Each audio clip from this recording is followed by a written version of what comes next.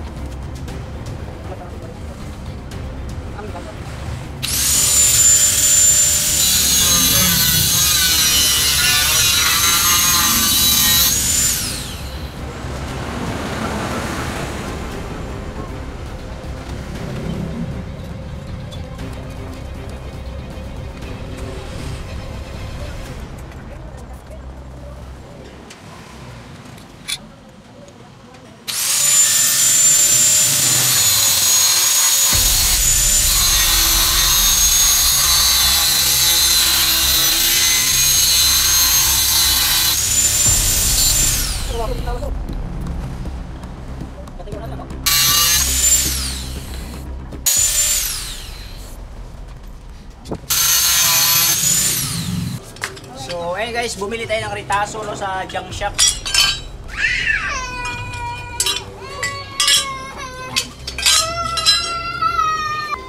Yan, so ito binili ito sa junk shop ng ritaso no. Ang gulbar kasi naubusan tayo eh.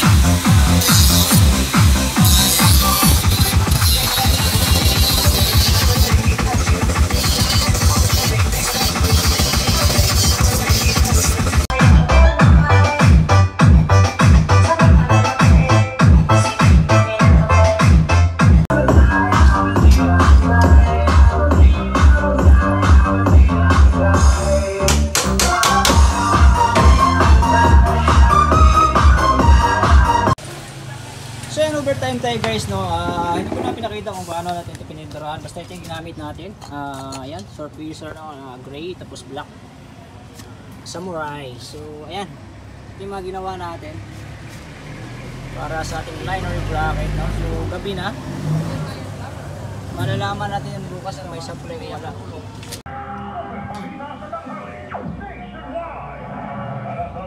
Sana na ho na umaga sa detalye ho ng ating mga balita. Hindi pa rin tuloy ang nakalulusot o makalulusot sa batas sa mga individual na posibleng silbihan ng warrant of arrest ng International Criminal Court o ICC kaugnay ng giyera kontra droga na nakarang administrasyon kahit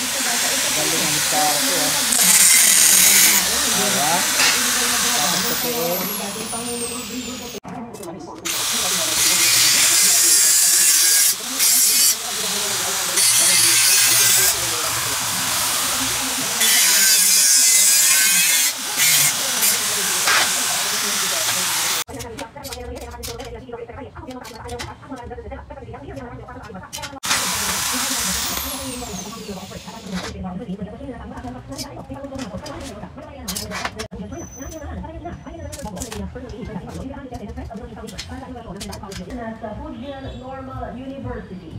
Dati na umanong iniimbitahan doon si Duterte pero hindi natuloy dahil sa pandemya. Dahil naman naroon sa China, nag-courtesy call si Duterte.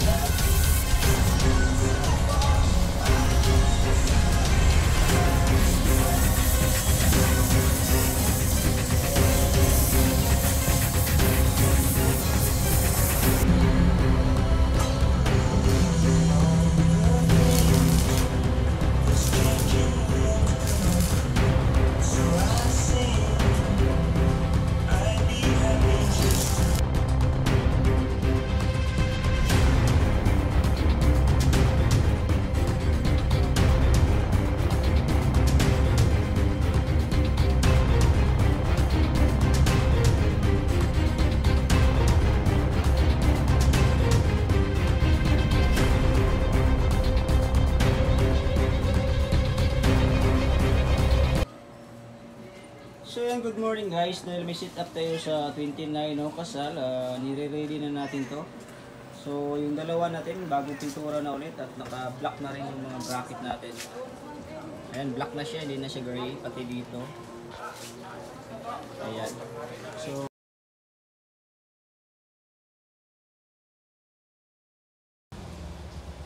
So yan na guys, medyo kulang yung ano natin video no. So ipahabol ko lang to sa inyo para malinaw. So ito yung unang bracket na ginawa natin. So ayan. So makikita nyo, yung speaker muna una yung lagyan ng bracket no. Tapos isunod nyo ito yung pinaka ano, dulo nya. Ayan, kitang-kita. Yan, tapos may butas yan dyan. Tapos kabilang dulo rin. Tapos sa likod, ayan. May butas din yan. Tapos ito yung flanger, dati is stainless lang to, no? Ayan. So ito yung isa natin yung bago. So hindi lang pantay yung pagkaputol kasi binadali lang kasi natin to. Ayan, so kwadrado na yan siya, no? Ayan, no? Tapos ito, yan, nakita nyo kanina na pinutol lang natin yan. Tapos dinikit, ganun din dito sa likod. Yan, likod yan.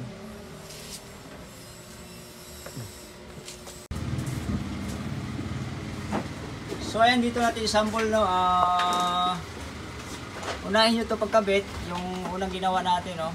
Ayan. So ikabit nyo dito sa speaker. Nakabit nyo na yung speaker, so may allowance siya ng konti. Tapos dito rin may allowance rin ng konti. Ayan, so ganun din sa ilalim. Ayan, kung ano yung space mo sa taas, ganun din yung sa baba, yung space mo sa baba, ganun din yung space mo sa taas. Pag na-screw mo na yan dyan, saka mo gawin yung bracket. So ayan, ito yung bracket. Yan, welding na. So ayan, bahala na kayo mag-adjust yan kung paano yun siya isaswak sa gitna, no? So ito medyo hindi talaga shock yan kasi isang nagilid. So discarded talaga yan. Ipitin mo siya tapos bago mo i-welding, mahala na yung machine shop niya kung paano discarded. Tapos sa likod naman tayo. So ayan yung isang sekreto dyan guys na ito dapat bilog. Pa-curve dapat yan kanto kasi para maikot-ikot mo siya ba. Ayan o. Ayan, ikot-ikot nyo yan.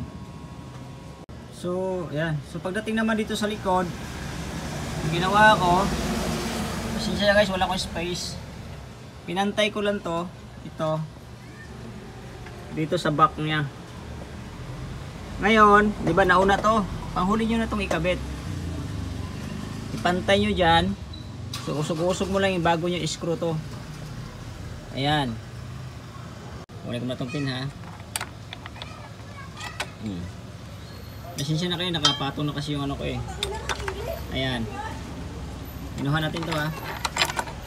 So yung mga butas yan guys, kung makikita yung mga butas na yan, swak yan. Ay, may butas para sa lock.